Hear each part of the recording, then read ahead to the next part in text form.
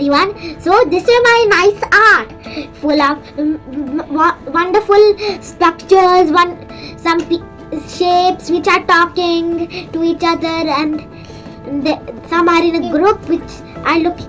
So some people are looking at wonderful objects like this tower and this snowman over here, and this whole circle shape. So some people are talking in there are different shape types of groups they're making. Some are going lines, some are going in curves, some are going in a straight line. And look at this nice wheel. It looks like a nice wheel structure. So everything in this world is made out of magnetic things. It's used just out of magnets. It can make this fancy structure. All you need is the power of magnets, of repelling and attracting.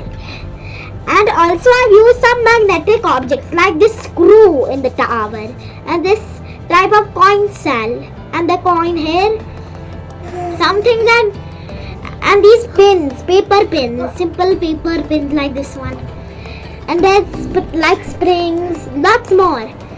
So hope you enjoyed it. I'll be back with more interesting things. Bye!